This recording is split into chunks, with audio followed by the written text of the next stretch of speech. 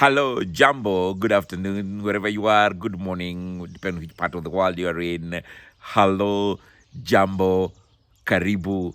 Thank you so much for tuning into my channel. I'm truly grateful and I thank you for your support, for your wonderful comments, and for bringing in your friends wherever you are. I'm truly grateful and I thank you so much. I want to continue with part 6 of this subject of relationships. And today I'm talking about how to sustain your marriage. How do you sustain your marriage? As a background, I have been married myself for over 30 years. I got married when I was a very young man, and my wife was a student at the university. I had also just started working. And I can tell you it's never been easy. And I'm sure there is somebody out there, there is a couple that's going through their own times, their own experiences. Let me start by saying number one that marriage there is no perfect marriage because human beings are not perfect. I am not perfect. Madame is not perfect. The spouse, each of the spouse is not perfect. Secondly, we all come from different backgrounds, different cultures, different experiences.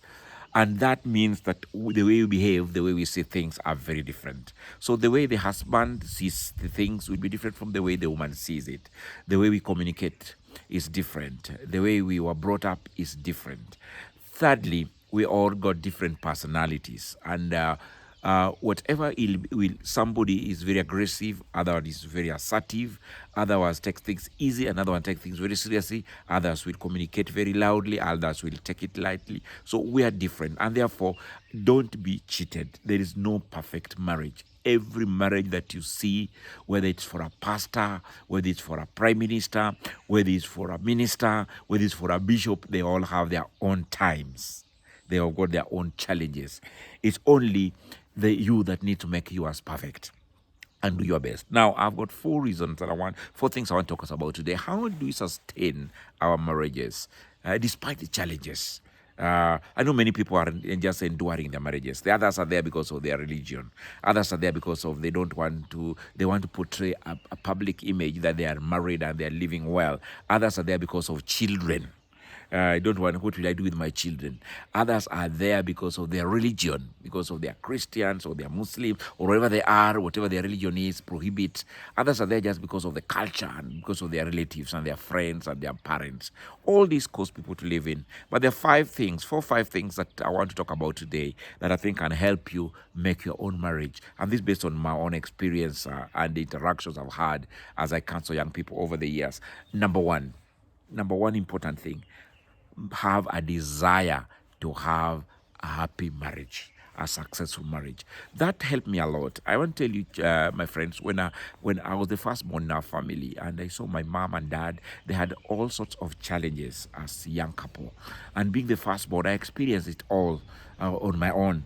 I saw it. I saw the language. I saw whatever they were going through. It was not the easiest. And I made a decision that myself, when I finally get married, when my time comes, I want my marriage to succeed to the end until one of us leaves planet Earth. And therefore, the first thing I want to recommend to you, have a desire. Let it be in your heart that you want your marriage to succeed. Let it be something you endure and you work at to make it successful. Don't be in the marriage with your one door inside it and one door at the door or think of going away.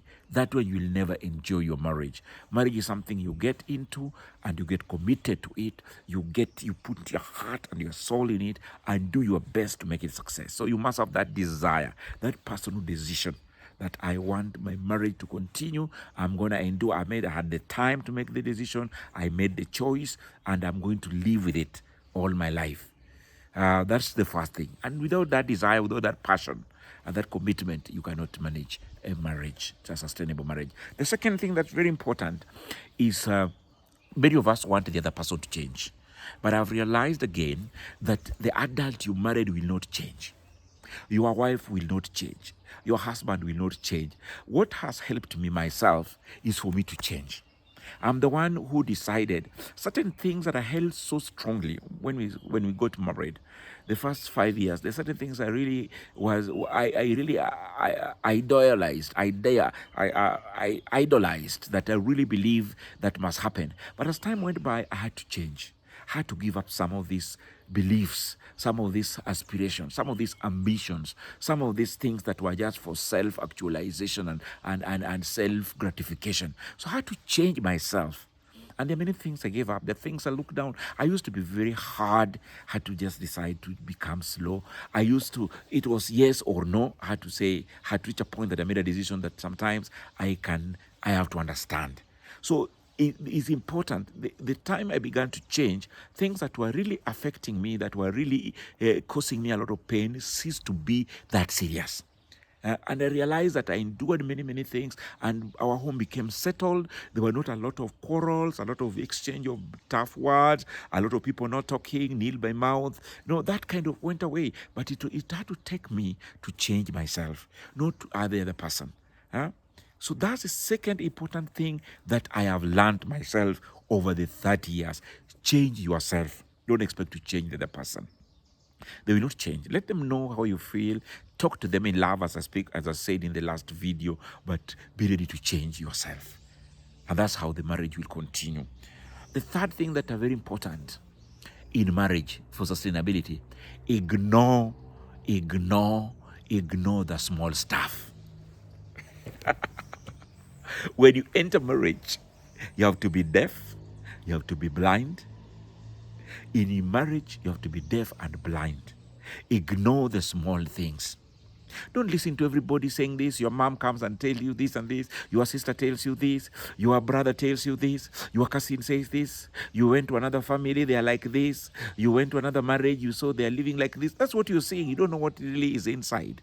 Between the walls, you cannot tell what happens. So what will help your marriage to succeed is ignore small things. Don't be too sensitive. Some people are too sensitive. Who is that you looked at? Maybe even somebody's walking with their own sister and you think it's their girlfriend. Maybe somebody's talking with their own brother and you think it's their boyfriend. Don't be too sensitive in little things. Many times I found my trouser burnt. Very nice is gone. Sometimes I found I cannot find the socks I love most. I ignore them. Those small things. Sometimes the food doesn't have enough salt or has too much salt or something like that. Don't make a big thing out of it. Just ignore it. Say, hey, mom, today the salt looks a little bit on the higher. It's a bit, how did you put the salt? I like the way you did it last time. Today is a bit, oh, you made this too much salt. You don't like it. What can I make it light for you? Can I do this? Oh, mom, this food is cold. This food doesn't feel very warm. Can I warm it for you? But if you say, nowadays you're just giving me cold food. I don't know what's happening to you nowadays. You don't want me to eat, you don't want me to eat in this house. Why are you giving me such salty food all the time? That ignore the small stuff. Be blind to little things. And be deaf to what people are saying. Focus on your marriage. And that way you will be able to have a good marriage, a sustainable marriage. The fourth thing that is very important in marriage is what I call give. Give your love. Give your time.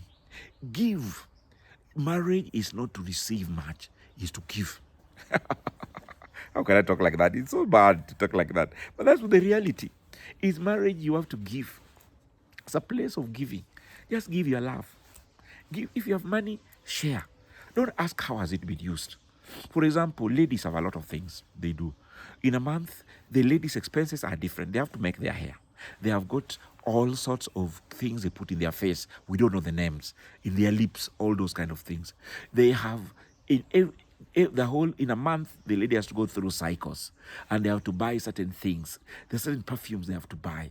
If you become so sensitive that you have to become an accountant at home and count everything, anything you have up to last shilling counted for, you cannot live in marriage. You have to just give mama whatever you want to give her. If it's 5,000, if it's 10,000, just give her. I don't ask for change. If next time you're told I don't have it, just go back and give both. That's why you married her. And the man also the other side, if the lady is the one who is strong financially, support your spouse. Give and give and give. Don't expect a lot.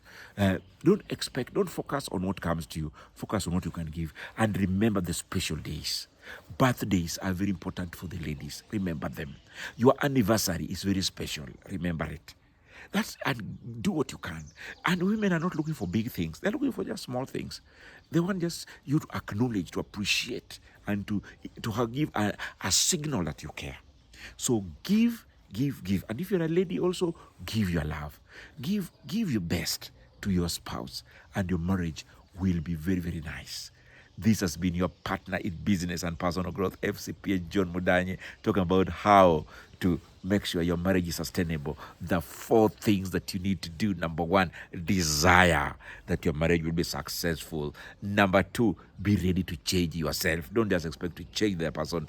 Number 3, ignore the small things, the small stuff. Don't focus on the little things. Even the Bible says in the book of I love this Songs of Solomon, chapter 2, verse 15. He says, get rid of us the little foxes that spoil the vine. Ignore the small stuff.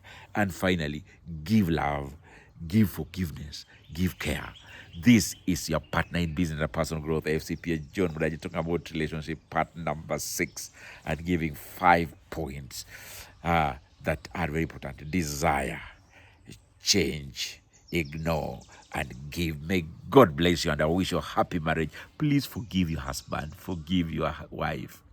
Please show them love. Take them out in a small way. Just surprise them. You'll see how much love will be poured to you. God bless you. God bless you. God bless you.